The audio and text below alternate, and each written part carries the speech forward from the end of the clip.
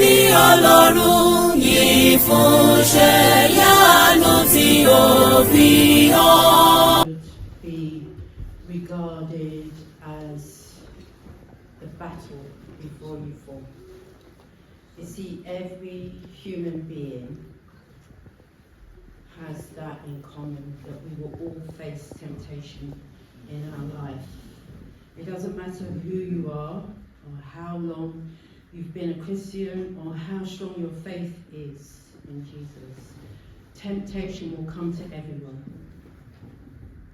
As we know, Jesus himself was tempted.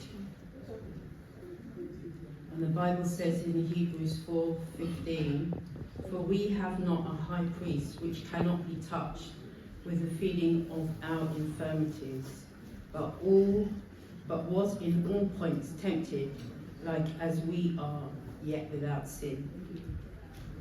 That verse tells us something very important. Temptation itself is not the sin.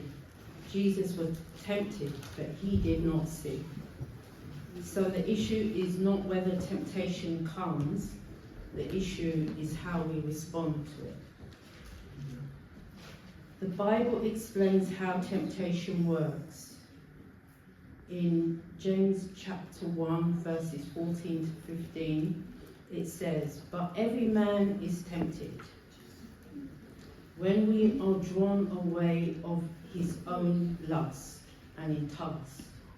Then when lust has conceived, it bringeth forth sin.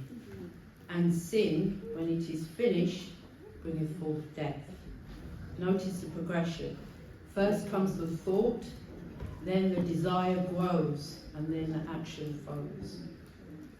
Temptation rarely begins with the act itself. It begins quietly in the mind and in the heart. And that is why the enemy often works through suggestions, doubts, and small compromises. Just this once. Nobody will know. It's not that serious. But the Bible shows us that sin grows when it is entertained. And temptation comes at vulnerable moments. Look at the temptation of Jesus in Matthew 4. It was when Jesus was at his most vulnerable state that the temptation came. The Bible says that Jesus had been fasting for 40 days and 40 nights. And afterwards he was hungry. So he was really vulnerable. And that is when Satan came to tempt him. Not when Jesus was strong. Not when he was comfortable, but when he was physically weak. And the enemy, the devil, often attacks when we're tired, when we're lonely, when we're discouraged, when we're angry, when we lack faith, when we're spiritually distracted.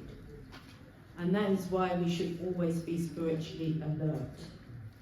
The Bible says in 1 Peter 5 verse 8, "Be sober, be vigilant, because your adversary, the devil, as a roaring lion, walketh about, seeking whom he is going to devour."